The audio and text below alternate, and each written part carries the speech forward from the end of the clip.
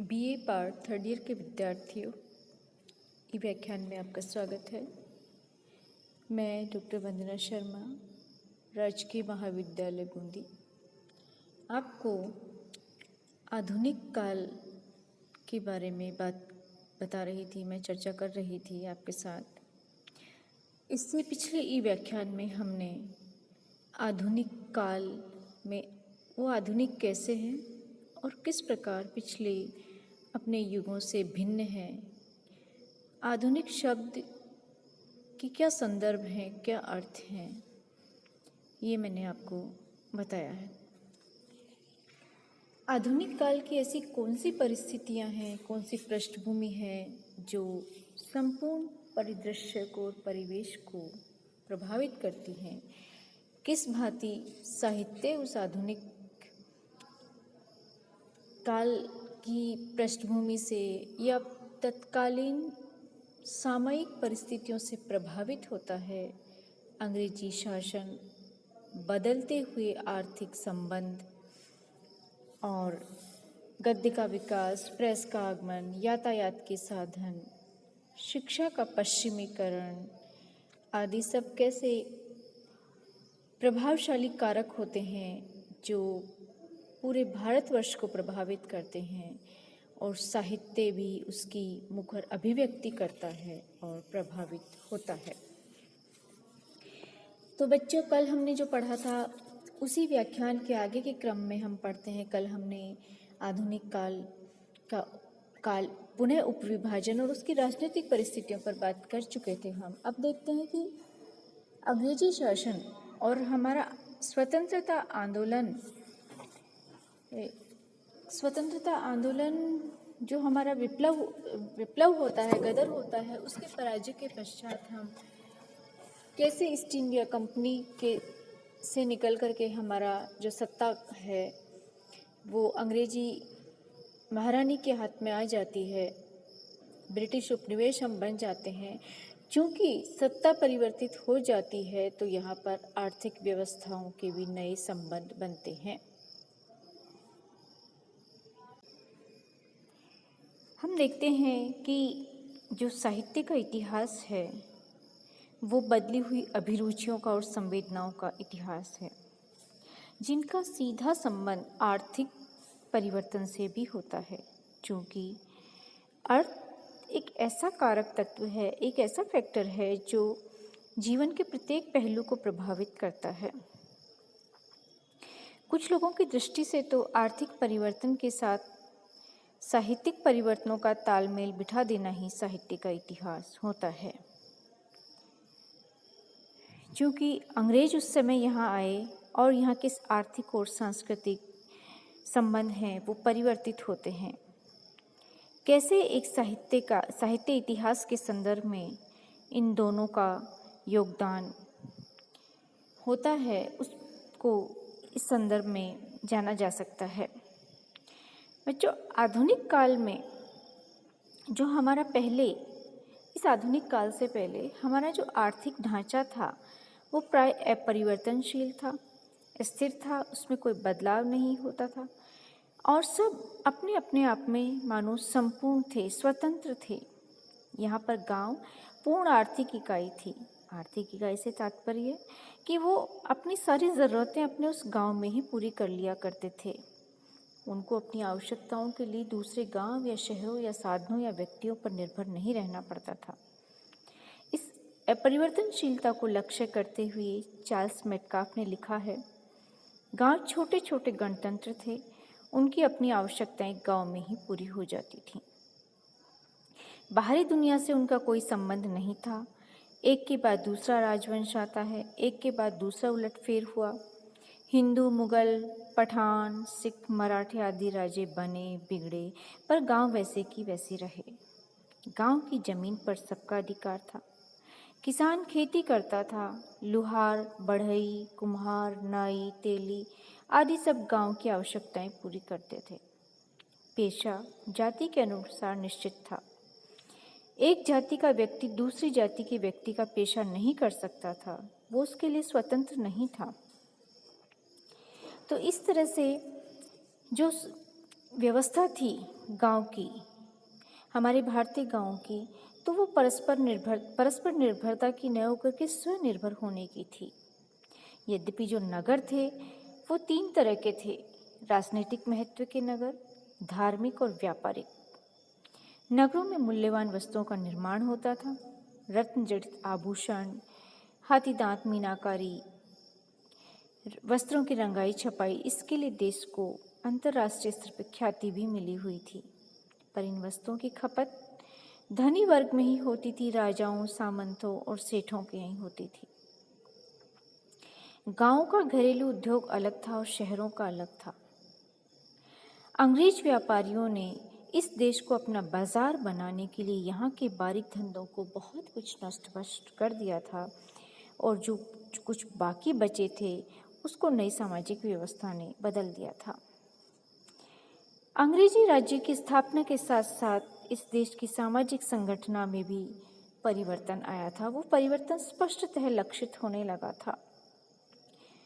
अनेक जातियां उपजातियों में विभक्त होकर के पारस्परिक एकता का इस देश में सर्वदा ही अभाव रहा। विदेशी मुसलमानों की विजय का भी यही कारण था और अंग्रेजों की विजय का भी यही कारण था। आज और यद्यपि ये जाति प्रथा का जब आज हम आधुनिकीकरण से युक्त हैं और आधुनिकीकरण से भी हट करके हम एकदम स्मार्ट और तीव्र गति वाली तकनीक की दुनिया में रह रहे हैं, तो भी ये जाति व्यवस्था जस की तस है। यद्यपि उस समय हमारी जो पुरानी आर्थिक व्यवस्था थी उसके छिन्न भिन्न होने पर जाति प्रथा शिथिल अवश्य हुई, पर वो मिट नहीं सकी। आधुनिक साहित्य में इस जाति प्रथा पर करारी चोट की गई है।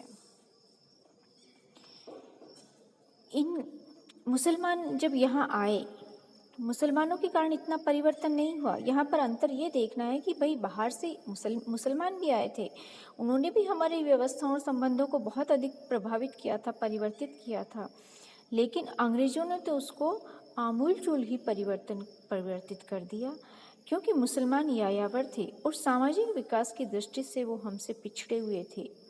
उनकी स्थिति पूर्व सामंतीय थी, इसलिए वे विजयी होकर भी यहाँ की जो हमारी उच्चतर सभ्यता थी उससे वो विजित हो गए और समाज के सामाजिक आर्थिक ढांचे में कोई बुनियादी परिवर्तन नहीं ला सके।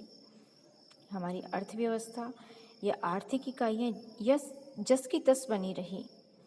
चूँकि अंग्रेजों के आने से उस व्यवस्था में परिवर्तन होता है। सामंती व्यवस्था से आगे बढ़कर के पूंजीवादी व्यवस्था को अंग्रेजों ने अपना लिया था।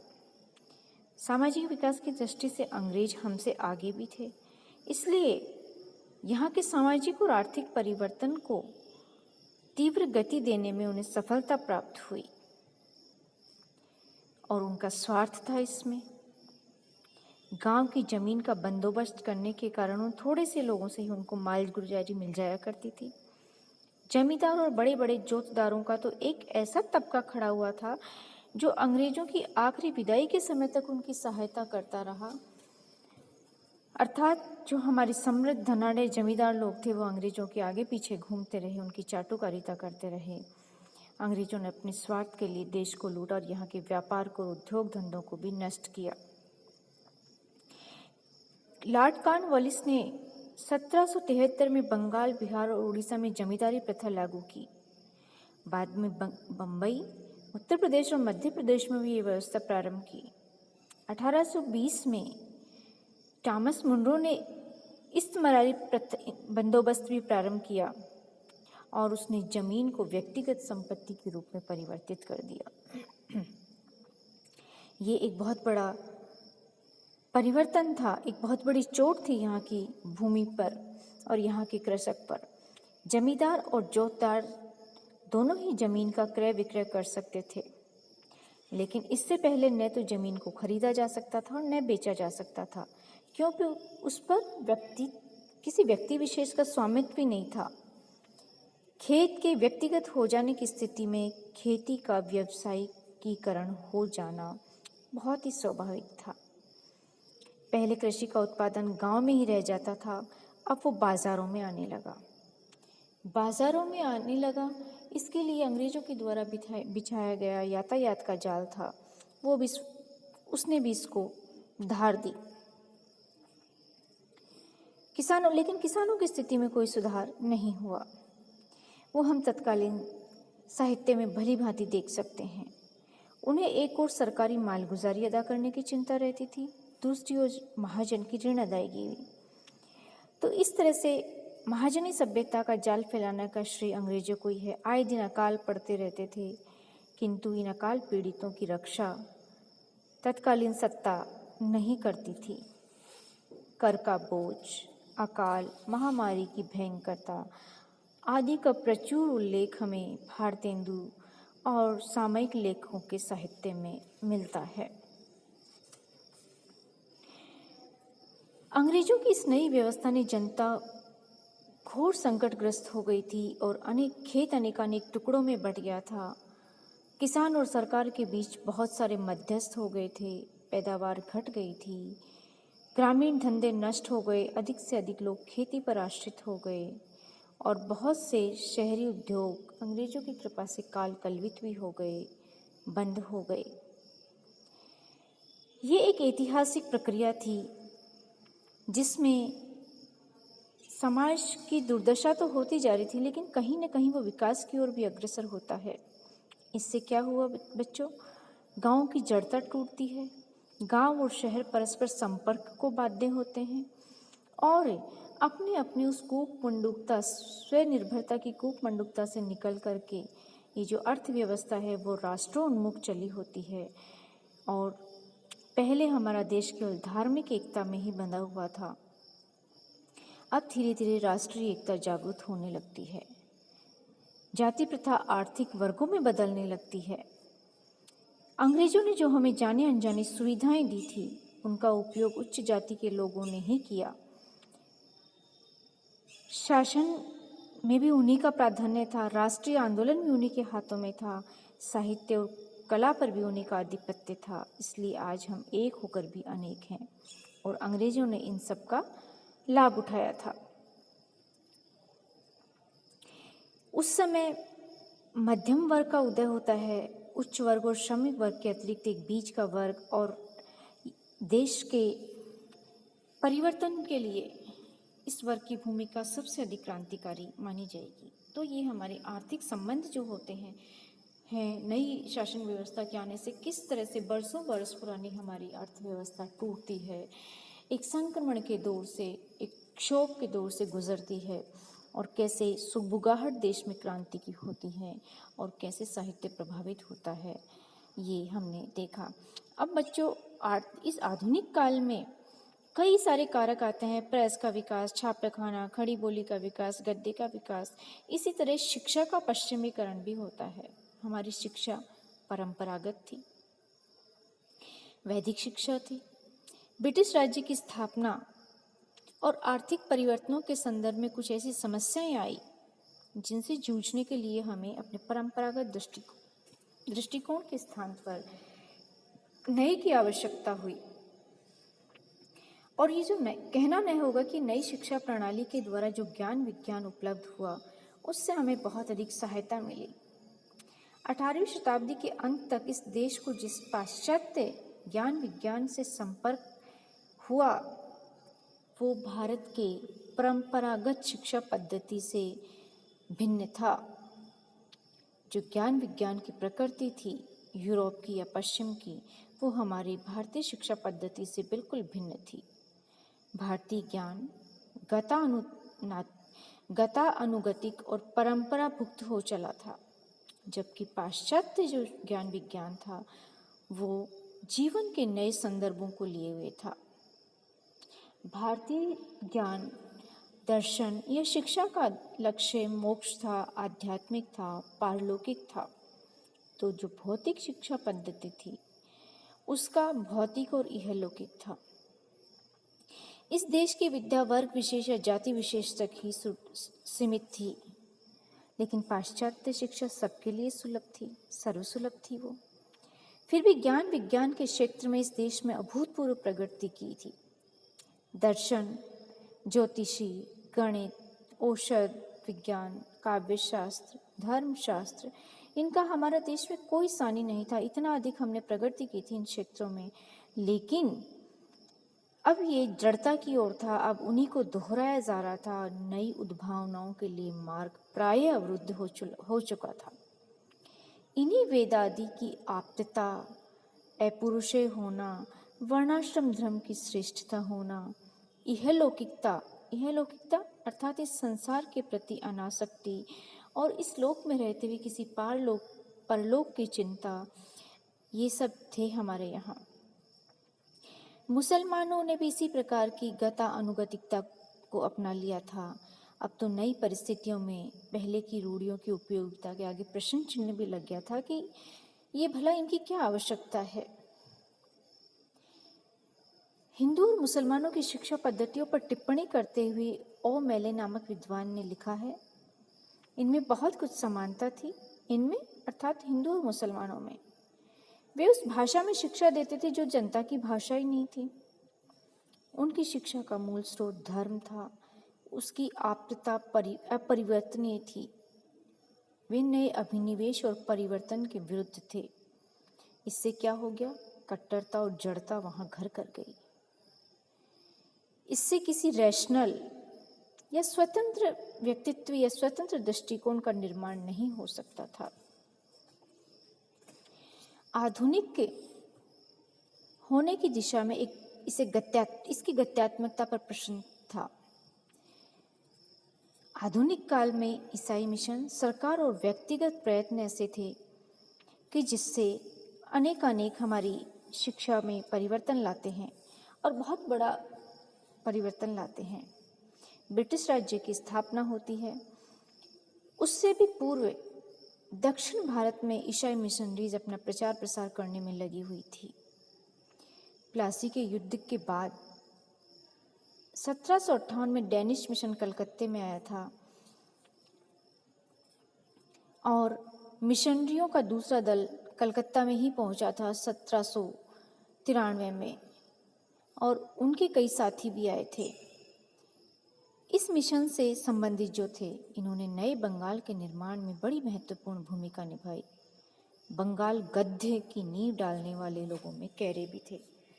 बच्चों, आपको ये गद्य की नींव आपको सुनकर थोड़ा आश्चर्य हो सकता है। गद्य हमारे यहाँ था ही नहीं। थोड़ा बहुत हमें राजस्थानी गद्य का कोई हमें कुछ आदिकाल में या भक्ति काल में कुछ टीकाओं में या टिप्पणियों में हमें इस गद्य के बहुत ही शैशव काल में इसके रूप दिखाई देते हैं। लेकिन आधुनिक काल की बहुत बड़ी घटना थी गद्य का विकास होना। चूँकि जो विज्ञान की, तर्क की या संघर्ष की अभिव्यक्ति है वो कविता में नहीं हो सकती, वो छंद में नहीं हो सकती। और अंग्रेजों के आगमन के पश्चात इन ईसाई मिशनरियों के सहयोग से या इनके अनजाने प्रयास में ही बंगाल गद्य की नींव कैरे के द्वारा डली। ईसाई मिशनरीज का इसमें हाथ था। कंपनी के अधिकारियों थे, वो भी अपने धर्म का प्रचार करते थे। बाइबिल, ईसाई मिशनरियों ने अपने बाइबिल के टेम्पलेट छपवा करके और लोगों में अधिक से अधिक बांटे जाने लगे। यहाँ पर धर्म और अर्थ दोनों की श्रेष्ठता को कार्य में बहुत अधिक महत्व दिया गया। हिंदी, बंगला, मराठी, गुजराती आदि भारतीय भाषाओं में गद्य शैली की आरंभिक स्थिति थी। जनता में धर्म के प्रचारार्थ इन मिशनरियों को उसकी आवश्यकता भी हुई और कैरे, ब्राउन, नेवलिन, बैले, स्किनर आदि जो अंग्रेज विद्वान थे या ईसाई थे, इन्होंने भारतीय भाषाओं में बाइबल का अनुवाद किया और स्कूलों में पढ़ाने के लिए उन्हें पाठ्य पुस्तकें भी लिखनी पड़ी। भारतीय धर्म और पुराण, इनका भी उन्होंने विवरणात्मक गद्य प्रस्तुत किया और स्त्री शिक्षा पर भी उन्होंने बल दिया। तो ये जो अंग्रेजी शिक्षा पद्धति थी, ये उपयोगिता की दृष्टि से उपयोगी सिद्ध हो रही थी। इसके माध्यम से अंग्रेज व्यापारियों से विचार विनिमय भी सुविधापूर्वक करने लगे थे, सुविधाजनक ढंग से करने लगे थे। अंग्रेजी जानने वालों को विदेशी फर्मों और कंपनियों में नौकरी पाना बड़ा सरल हो गया था। यद्यपि 1775 से लेकर के 1813 तक ईस्ट इंडिया कंपनी ने शिक्षा के क्षेत्र में कोई विशेष कार्य नहीं किया था, किंतु मुसलमानों के तुष्टीकरण के लिए वारेन हेस्टिंग्स द्वारा कलकत्ता मदरसा 1870 में खोला उन्होंने। बनारस में रेजिडेंट द्वारा बनारस संस्कृत कॉलेज खोला और कंपनी के सिविल सर्वेयर को अंग्रेजी में शिक्षा देने के लिए एक बहुत महत्वपूर्ण संस्था कलकत्ता में फोर्ट विलियम कॉलेज 1801 में खोली गई। ये उस युग की उल्लेखनीय घटनाएं थी। फोर्ट विलियम कॉलेज के अध्यापकों से देश भाषा अर्थात हमारी अपनी भाषा हिंदी पाठ्य पुस्तकें, कोश, व्याकरण तैयार करने का काम भी किया जाने लगा। इस कॉलेज की मुख्य देन यह थी कि इसके द्वारा भारतीय भाषाओं में गद्य लेखन को प्रोत्साहन दिया गया। कलकत्ता मदरसा, बनारस संस्कृत कॉलेज की स्थापना से अंग्रेज विद्वान प्राच्य भाषा में अभिरुचि लेने लगे थे और 1823 में कंपनी ने लोक शिक्षा के संबंध में भी कुछ सुझाव दिए। शिक्षा समिति संगठित की थी और कुछ ऐसे थे, इनमें दो दल बन गए थे, कुछ प्राच्य भाषा के समर्थक थे तो कुछ अंग्रेजी शिक्षा के भी समर्थक थे। प्रथम वर्ग था विल्सन, जिसके प्रयत्न से कलकत्ते के मदरसे और बनारस के संस्कृत कॉलेज का पुनर्गठन किया गया और उसी ने 1824 में कलकत्ते प्रेस एजुकेशन की स्थापना की थी। इस प्रेस से कलकत्ता एजुकेशन प्रेस से संस्कृत अरबी की पुस्तकें छपने लगी और राजा राम मोहन राय ने यह मत व्यक्त किया कि व्याकरण की बारीकियों और वेदांत की मीमांसा और न्याय को कंठस्थ करने से नवयुवकों के दर्जनों वर्ष नष्ट करना उचित नहीं है। वे समाज के अच्छे सदस्य नहीं बन सकते। इन विषयों के स्थान पर उन्हें प्राकृतिक विज्ञान, रसायन विज्ञान और गणित की शिक्षा देनी चाहिए। राजा राम मोहन राय ने एक क्रांतिकारी और आधुनिक विचार उस समय दिया था। सन 1838 में जब मैकाले भारत पहुंचा तो उसे प्राच्य शिक्षा के विरोधियों को काफ़ी बल मिला। मैकाले संस्कृत कॉलेज और अरबी फारसी मदरसों के विरुद्ध था।